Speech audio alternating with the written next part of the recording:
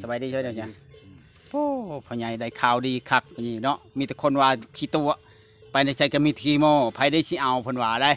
เขาเว้าเจ้าน่ะไผได้สิเอาเด้เพิ่นว่าได้เห็นตัวจริงแล้วบัดนี้เนาะพ่อใหญ่เบิ่งดูเห็นตัวจริงแล้วบัดนี้บ่ FC ทุกคนเห็นบ่ตัวจริงพอประตูเอาอีหลีบัดนี้บ่ได้ตัวบ่เลยตัวจริงเลยไปแห้งคักเบากำไฟกับเบาอันนั้นบ่แพทย์น้อยว่าไผสิเอาแต่เห็นบ่เนาะมีแต่เขาลักเอาเงินบ่เขาตัวเนาะยาเขาบอกก็ยาเข้าพ่อใหญ่เรื่องของเขาเนาะวันนี้ตัวจริงมาแล้วบ่ได้ขี้ตัวบ่ได้ขี้โม้พ่อใหญ่วันนี้ได้เมียมาแล้วพี่น้องป้าตกเยอะว่าพ่อใหญ่ตอนขึ้นไปกับไผน่ะเขาโทรมาว่าให้ขึ้นไปว่าได้เห็นได้จึงฮู้จักว่ามี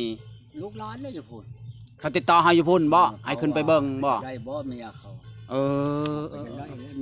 มีผู้อยากได้เจ้าเขาเบิ่งใน TikTok เขาเบิ่งใน YouTube ในคลิปเนาะเขาอยากได้เจ้าอ๋อผู้ชาวแก่อ่อนปานใดอายุชาว6ปีโดยเอาแหละเขาสิเอาบ่เอาเขาจะได้เจ้า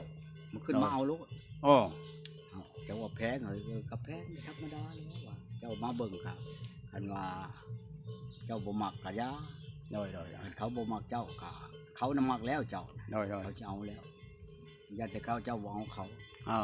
คนตุ้ยคนจอยไปได้เฮ้ยครับบ่จอยบ่ตุ้ยธรรมดาว่าชนะคนอวบเนาะเดี๋ยวไปเบิ่งแล้วก็ธรรมดาคนกับตุ้ยกับจอยกับบ่ขี้ไล่กับบ่งามเนาะก็ธรรมดาบ้านเมืองเนาะธรรมดาบ้านเมืองแม่มันก็ยังอยู่นี่แม่ก็ยังนมอยู่โดยเอาก็เอาแล้วว่าว่าขึ้นไปบ่วันไหนได้คุยกันโทรศัพท์แล้วว่าบ่ใหญ่ได้คุยกับลาวแล้วบ่ได้คุยโทรศัพท์นี่แหละได้คุยกับลาวอยู่ว่ะแต่อยู่พี่ได้คุยกับลาวบ่คุยกับลาวคุยจังมื้อจะได้ขึ้นไป3 มื้อได้คุยกับลาวได้3 มื้อก็บ่แม่นคุยนั่นได้มันแรงเนาะโดยเรามาแต่เฮ็ดงานอยู่โดยบ่เราเฮ็ดงานเราเฮ็ดงานมาลาวแต่มื้อหาเราเฮ็ดงานได้เราเฮ็ดการเดือนการอันนี้งานจีนบ่อยู่วิระงานบ้านเขาแล้วจะเขาเฮ็ดการบ้านไปเฮ็ดงานแล้วตะแรงละมาแรงละมาเที่ยวไปเที่ยวมานะขี่รถกันน้ำมูแล้วไปชนกันไปโดยมันก็บริไกลนะประมาณวงช่องลักป่ายนี่แหละโดยไปหาบอลเฮ็ดงานแรงจำนี่เลยเลิกงานแล้วก็มาเจ้าก็โทรคุยกับเพิ่นประมาณ3 มื้อบ่คุยกับบ่แม่นสิคุยอันนั้นดอกเว้าประมาณว่า10 ชาวนาทีหาไปเจ้าบ่มักข่อยเด้ข่อยน้องเอาแล้วเพิ่นว่าฮะข่อยน่ะสิเอาพ่อใหญ่ก็ยังบ่มั่นใจเนาะย่าแต่เจ้าบ่เอาแหละโดยกันขึ้นไปแล้วดังวิกดังวืบบ่หรือว่าบ่นั่นข่อยก็เบาทั้งหมดแล้วตาบอดบ่หรือดังวิกโดยบ่ข่อยก็ธรรมดาบ้านเมืองแล้วถามเจ้าจ้อยหรือตุ้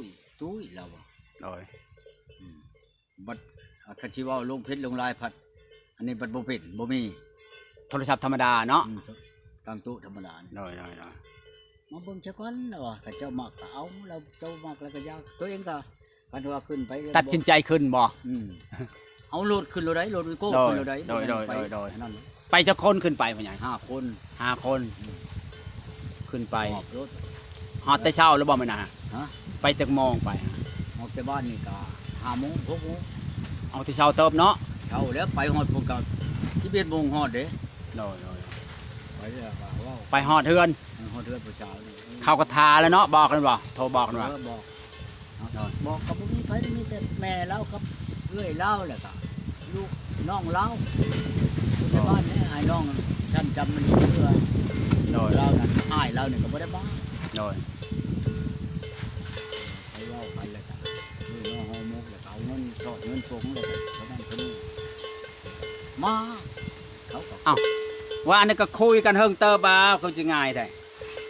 มาแล้วครับบ่ได้เฮิงไดบ่มาก็เห็นกันแล้วบ่ได้ถามว่าเป็นจังได๋บ่ได้ถามแล้วบ่ได้ถามเห็นก็ว่าเอาได้เจ้าก็เอาได้แล้วบ่แล้วว่าจังได๋ก็ไปโลดยาโลดน้ำนี่เขาก็บ่ได้มากยาก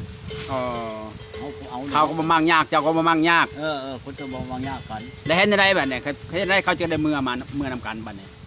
ตกลงกันแบบไหนคือง่ายแต่ก็เอาเงินนั้นสินสอดให้เขาให้ไม่เท่าเลยเขาว่าเท่าไหร่ให้ไปทับอันขดองเขานั่นก็บ่ได้แพงบ่ได้50 50 ล้าน โอ้ยทอกหมดแล้วบ่50ล้านน่ะ คำ2 บาททอกว่าโล คำก็ทอกหมด2บาทน่ะ ทอกอันนี้ก็คอเรา โอ้ เบิดแล้ว 2บาทบ่น่ะ 2 บาทนะ โอ้เงิน50ล้านทอกเรียบร้อย ทอกเรียบร้อยไม่เท่ายัดใส่ถุงเลย มันแต่งัวตัวหนึงกับมันเฮ็ดใบอันนั้นกันใบบันทึกเบิดเท่านั้น โอ้ยก็มาส่งไว้ลูกสาวเพิ่นเนาะ อ๋อโกย บ่คานบ่คานจักรีว่าพ่อใหญ่ บ่มีไผกับกูมาชมเราลูกกู โอ้เราว่าง่ายแล้วเนาะ มาชมมาเทื่อนแหละ ป่า อันนี้เราก็เมื่อม โดย ดูบ่ยากบ่ช้าเลยก็ไปเฮ็ดใบบันทึกกันแล้วก็แล้วเรา ลูก2คนบ่พ่อใหญ่ลูกเราผู้หญิงผู้ชายเป็นตะคิดฮอดแล้วลูกเราคันมีเด็กน้อยแห่งม่วนพ่อใหญ่ได้ ผู้หนึงผู้ชายผู้หนึงบ่ เนาะ มันแต่มันเอากันกับผัวมันผู้เก่าน่ะก็มันบ่ได้อยู่นํมันหรอก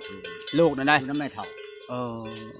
มันไปผูกมันไป ลูก ทำ ลูก งาน ฟังว่าลูกก็บ่จะติดแม่แล้วเนาะ บ่มันไปทำงานอยู่อันพุ่นไหนอยู่อันชะลวันผมมันก็ไป โอ้ไปหาเงินมาริโยเนาะ มันวะมันแม่มัน เออ ไปบ่แม่นว่าไปมื้อนี้มื้ออันนั้นได้ไปเป็น4-5 เดือนเป็นปีก็มีบ่ไปทำงาน บัดนี้บ่ได้ไปแล้วใช่แล้วบัดนี้เนาะเข้ากลับแล้วบัดนี้เนาะพ่อใหญ่ ไปก็ไปนำกันอย่าง แล้วเราเห็นแล้วก็มักเนาะเจ้าก็มักเนาะคือว่า ว่าสิพา บ่ กันขึ้นเวียง มา โด แต่ ย เวียงแล้วจะสิมาเอาลูก โน นะเว้ากัน โน แม่นว่าสินั่นดอก เขาสิมาบ่ลูกกันพ่อใหญ่มาบ่ เอาประมาณแล้วบ่จักเบื่อได้อบ่นี่ก็ดี เอก อดแข้งกอด อเนาะก็คืออยู่มันสนุกเนาะสนุกของอยู่ของกินเนาะ อืม ได้ว่า ไปชโนชะเนกับตลาดขนมขนมกับแบบเขากินพอเพียงแล้วเขาอยู่เด็กหน่อยเนาะ เอาแล้ว เขาสนุกอยู่แบบนี้เนาะธรรมชาติมันก็บ่ได้อึดอย่างเนาะ เฮ็ดให้มันนั่นติดเฮามันก็ติด แม่นเด็กหน่อยเฮ็ดให้ติด เฮ็ ก็ ดให้ ติ มั ด นย่านเฮามันก็บ่ใกล้เฮาก็ได้ แม่ เฮาหายมันนั่นมันก็ยาได้ดิเนาะ โอ้เราก็มาเห็นน่ะก็มักแล้วเนาะเราก็ง่ายเนาะพ่อใหญ่ก็ดีเนาะมักง่ายเนาะพ่อแม่แล้วก็ว่าง่ายเนาะมาก็ฮักกันแล้วก็ ผัวเก่านั่นดีจนแขวขาดหักเล่มหนึงบ่ได้ ป่า ผัวเก่าก็ได้ พี่เลือกเนาะเมาบ่จังตีเมียขนาดนั้น เมาเพียบเมายาบ้า อันนั้นแหละจ้ะวะ เมายามา อืมพี่เลือกเนาะ ไม่ได้จะไปใช้นั่นไปแล้วจะไปว่าเล่มละพันโลแล้ว บ่ใหญ่ ก็ใช่ เราแต่เบิ่งสิคนเป็นคือสิดุมันเนาะ รู้ได้ เฮ็ดอยู่เฮ็ดกินเนาะพ่อใหญ่ อยู่ให้กินข้าว เป็นนะเบิ่งสิคนน่ะเนาะ เบิ่งดูเฮือนนี่ สะอาดแล้วเนาะพ่อใหญ่เนาะเพิ่นมาเนาะ มันบ่ได้คืออันพื้นมาอยู่ได้ เก็บเรียบร้อยบ่พ่อใหญ่ บ่ย่องมันดอกมัน เก็บเรียบร้อยบ่ ฮะ เก็บเรียบร้อยเลยเนาะเท่านั้นเนาะ รียบร้อย อ๋อ เก็บมันเสร็จมันล่างตัวใดบ่ครับมันก็ล่าง ถ้วยชามนี่บ่มีหยังติดแล้วเนาะบัดนี้เนาะ ของน้ำมัน น้ำก็บ่อึดเนาะ มัป็ล่างตามกลางเฮือนโลดพลอยมัน ทำความสะอาดมาเตะ นี่ก็มันให้ชื่อพลอยหนึ่งชื่อพลอยไม้มัน อ๋อ นั่นจังแนวอันอย่างอันล่างถ้วยล่างหยังอัน สกอต ก็ สไลด์เป็นหยังนั้นจะไลด์บ่คนมักสะอาดเป็นหยังก็เนาะคักเนาะ ให้ค่อยในเนื้อมันว่า อืมตอนเช้าตื่นเช้าปัญญังนั้นลึกหนุกหนึ่งเขาเนาะ โอ้ยแต่3 โมงผมมัน บ่อยากปลุกไปเด้อ ปุ๊บยัง เออ ปุ๊บยังเลย สบายแล้วผู้ใหญ่บัดนี้สบายแล้วคือว่าสบายเนาะผู้ใหญ่เนาะ ว่าสิ สบายแล้ว สบายแล้ว โอ้ยให้มันเป็นเฮือนเป็นชานเด้อผู้ใหญ่อย่าเปลี่ยนใจเด้อเบิ่งจะคนผู้นี้ก็ มันแล้วจังหวะ เบิ่งใช่แล้วก็คือ จังหวะแล้ว คือสิมั่นใจในในจุดนี้เนาะผู้ใหญ่เนาะ อืม คือชื่อบอกก็บอกก็แบบคนแบบอยู่เฉยๆเนาะ เอาแล้วคนใหญ่ ตั้ง แหละ ใหญ่เนาะ บ่คือกัน บนแล้วก็เราเคยผ่านความทุกข์เนาะผู้ใหญ่ คน เราก็ได้สิทน ไปอยู่น้ำคน เนาะ เขาเคยใช้มันแล้วมันรู้จัก มันรู้จักความทุกข์ อัน เนาะ ชาติ อยู่ นั้น จังนั้น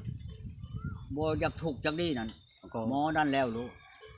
ที่แต่บ่อยากถูกเอาก็อยู่น้ำพ่อน้ำแม่ก็ไปอันนั้นน่ะกว่าบ่แม่นบ่ หน่อยๆนะ เฮ็ดอันนี้ก็บ่บัดนี้ไปอยู่น้ เออ ำคนอื่นบัดนี้เขาใช้เจ้าบัดนี้ บอลเลยดิ จ้าบ่บริหารบ่แม่นบ่ เออหน่อย ใช้หยังก็เฮ็ดอันนั้น โดย ในนั้นในเรื่องคนนี่บ่แม่นว่าชี อืมไปอันรับจ้างแม่นบ่ โดย กินเงินเขาเฮ็ดอันนั้นน่ะก็บ่ อ่ะ เฮ็ดอันนี้ก็บ่ โดย บ่ให้ฮอดบ่หามื้อเขาก็ไล่หนี้แต่เฮือนเขา เอ แม่นบ่ อธรรมดาเนาะ อันนี้ ห็หยัง เจ้า ก็ เค บ ย อก เฮ็ดแล้วบัดเฮ็ดหยังก็เป็นแล้วมันก็เฮ็ด โดย คนมันชอบแล้ว เบิ่งจะก็เป็นเบิ่งก็คนเฮ็ดอยู่เฮ็ดกินเนาะจนเพิ่นก็แกงหน่อไม้สู่กินเล่นเนาะ อืม หน่อไม้ก็เริ่มออกแล้วเนาะ แต่งมาใหม่นะ เรียบร้อยเนาะแต่งผ้าขาวผ้าน้ำมันก็ม่วนแล้วคนมีคนเว้าคนปากนำเนาะพ่อใหญ่ก็คักไปแนวนึงเนาะบ่แม่นว่าเฮามีคนเว้านำมันก็ม่วนได้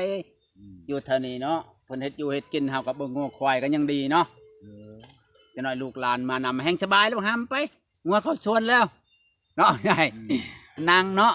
คักนะจะต้องมองหล่นไปมาเก็บมะม่วงสุกสิเนาะ